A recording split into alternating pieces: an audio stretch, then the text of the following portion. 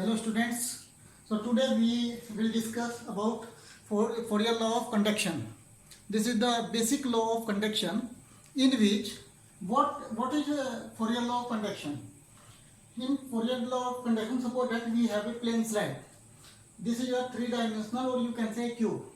This is a three-dimensional body, and the size of this body is, this is your dx, this is your dy, and this is your dz. This is your x-axis, this is your y-axis, and this is your z-axis. ठीक है?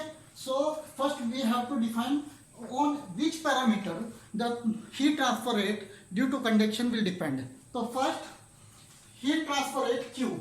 This Q is heat transfer rate. The unit of Q is joule per second or watt. Means how much heat is transferred per unit time.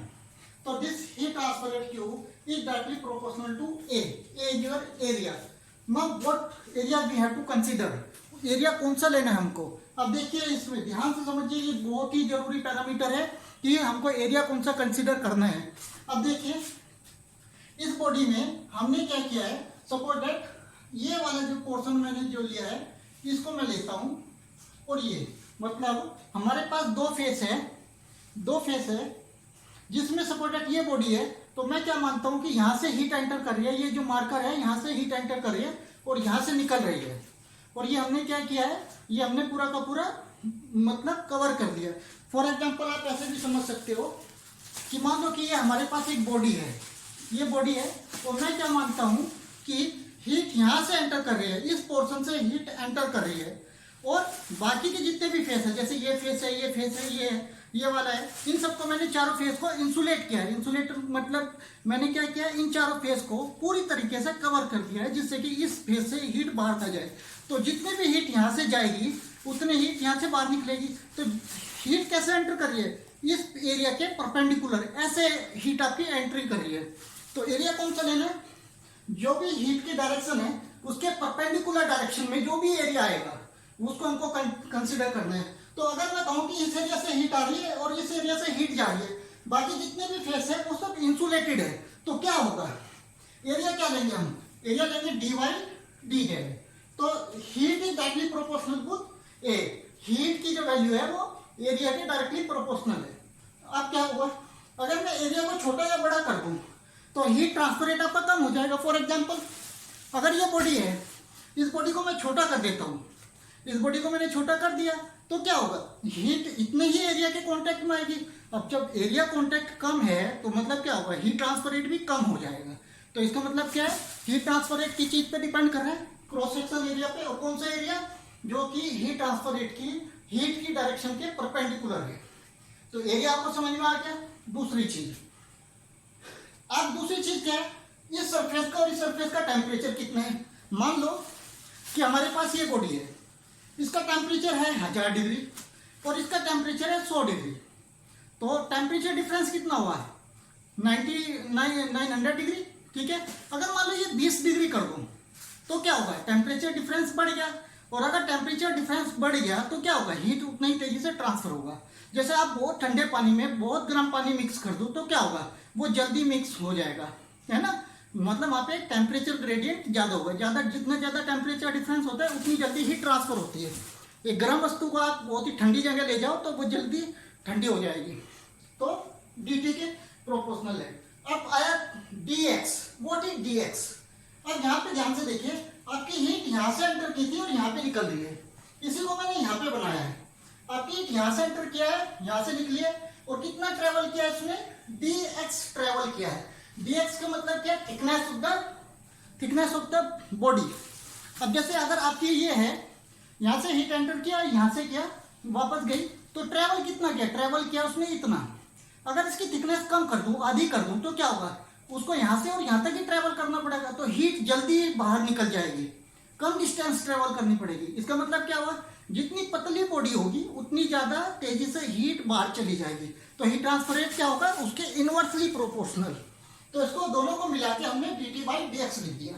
और dt क्या होता है, dt होता है T2 minus T1. और heat flow की हमेशा direction क्या होगी, हायर टेम्परेचर से लोअर टेम्परेचर. तो T2 माइनस T1 होगा ये, और इसकी वैल्यू माइनस होगी. इसका मतलब हीट जो फ्लो की डायरेक्शन होगी वो dt बाई dx के निगेटिव मतलब उल्टी डायरेक्शन में होगा। जैसे T1 से T2 जा रहे हैं तो यहाँ से यहाँ तक जाते हुए डिक्रीज कर रही है, इस डायरेक्शन में आपकी हीट फ्लो करेगी। तो अगर T2 माइनस T1 की वैल्यू निगेटिव आ रही है तो इस निगेटिव को कंपनसेट करने के लिए हमने यहाँ पे एक माइनस लगा दिया।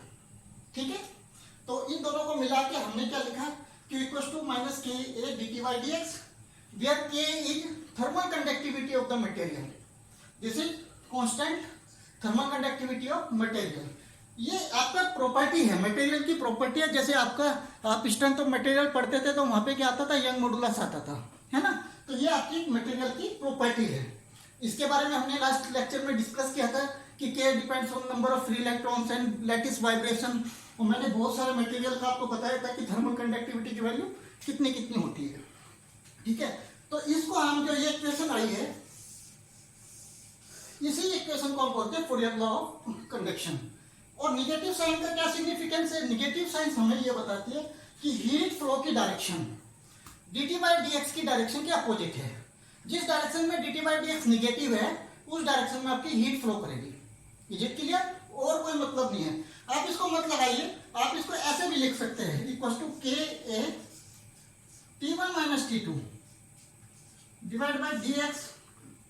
तो इसको हम ले लेते हैं L सपोज, तो के T1 minus T2 by L। अब इसकी वैल्यू पॉजिटिव आएगी, लेकिन अगर यहाँ पे देखिए dt तो निगेटिव है और एक निगेटिव यहाँ पे तो पॉजिटिव आएगी।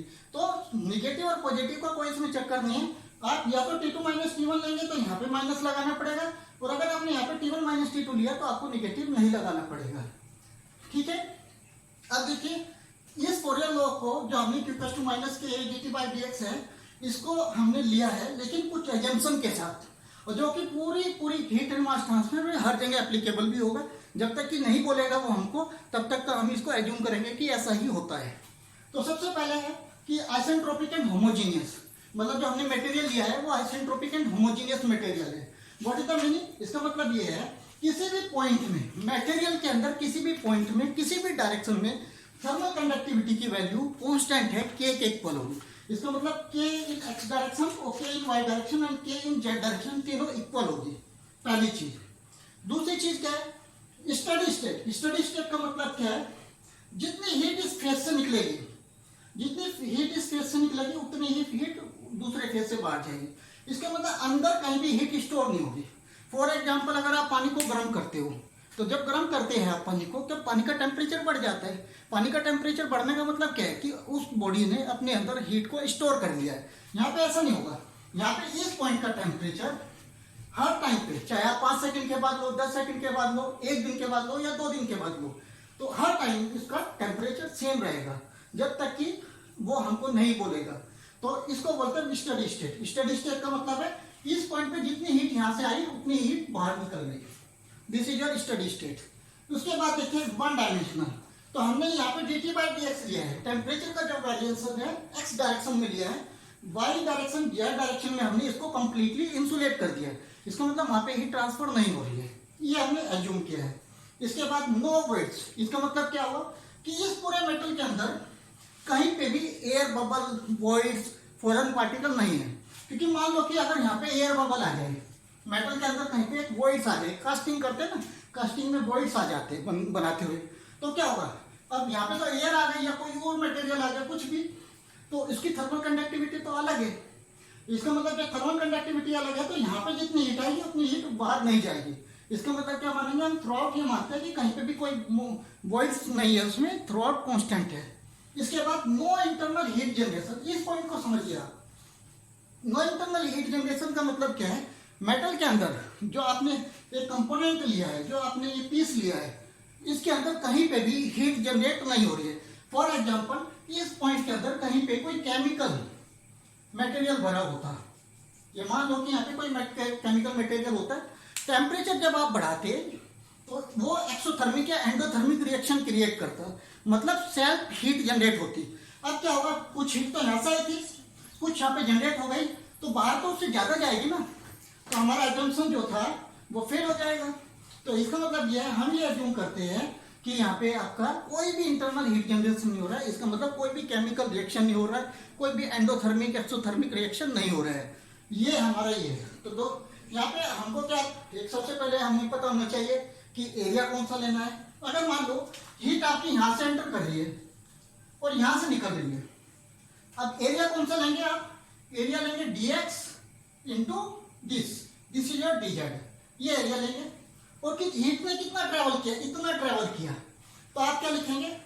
मान लो मैं लिखूं क्यू वाई डायरेक्शन में कितनी हीट गई? माइनस के की वैल्यू सेम लिया हमने, क्योंकि मैंने माने के एक्स इक्वल टू के वाई इक्वल टू के जेड इक्वल टू के। तो के एरिया मैं लिखता हूं, एरिया कौन सा लेंगे? dx into dz। मान लो टेम्परेचर डिफरेंस हम ले लेते हैं dt डिवाइड बाई dx। क्या लेंगे? हीट ने कितना ट्रेवल किया?